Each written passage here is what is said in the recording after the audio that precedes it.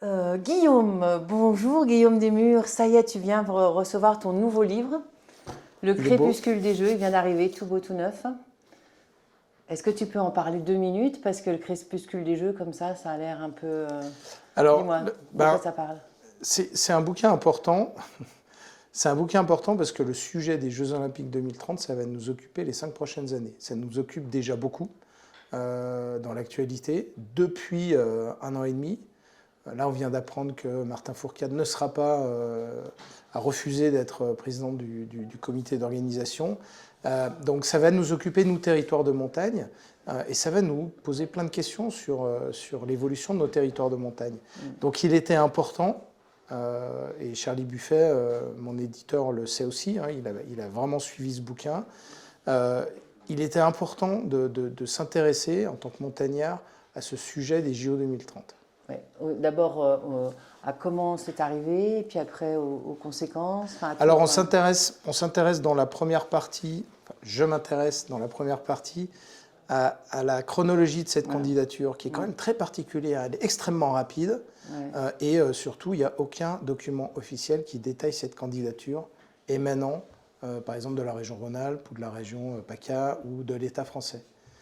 En tant que citoyen habitant des territoires de montagne, on ne peut pas consulter un dossier de candidature. Donc ça s'est fait. C'est que de on dit, quoi. Voilà. On sait rien. Ou ce qui est déclaré dans les interviews de Laurent Wauquiez ou de Renaud Muselier. Dans la deuxième partie, je m'intéresse aux promesses qui sont faites. Alors, il y a des promesses par les promoteurs de cette candidature, des promesses de JO durables, promesses de JO populaires, promesses de JO économes, et puis promesses de JO qui vont réutiliser 95% des installations existantes. Et évidemment, ça ne tient pas une seconde. Ces promesses sont creuses. C'est des déclarations d'intention. Très vite, on se rend compte que ça n'est appuyé sur rien, que ce n'est pas possible. En tout cas, il n'y a aucune preuve qu'ils ont vraiment l'intention de le faire. Voilà. Donc ça, c'est important parce que c'est comme ça qu'on essaye de nous vendre les JO. Et puis la troisième partie s'intéresse à la dernière promesse, peut-être la plus importante pour nous, c'est est-ce que ces Jeux Olympiques 2030 seront au service de la transition des territoires de montagne. Transition inévitable.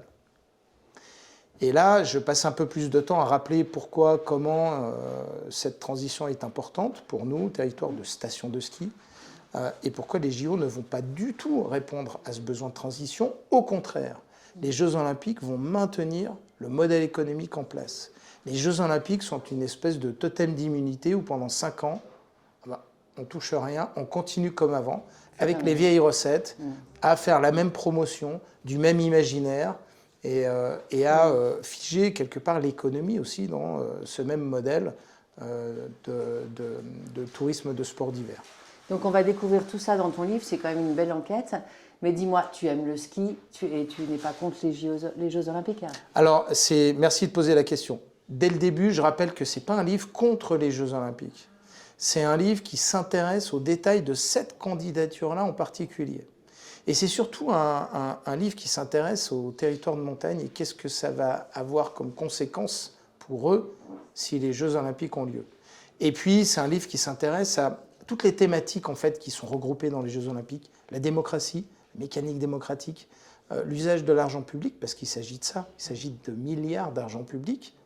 Et puis un peu de sport, bien sûr, parce qu'on aime le ski, j'aime le ski, j'ai grandi en station de ski, j'étais bénévole au JO de 92, je le rappelle, et je rappelle la fierté qu'adolescent j'avais ressenti quand on avait eu, nous, Albertville, la Tarentaise, les Jeux Olympiques de 92. Ouais. Donc je parle de là, en fait, tu parles de là. De cette position de montagnard, de skieur, d'habitant de station de ski qui a vécu les JO de 92 et qui aujourd'hui voit arriver cette candidature des JO 2030 avec quand même d'abord de l'étonnement, puis de la circonspection, et puis aujourd'hui, après avoir passé beaucoup de temps à lire, à enquêter et à échanger avec des acteurs de cet écosystème, quand même un sentiment d'absurdité et surtout un sentiment d'oubli total de l'intérêt général des territoires de montagne.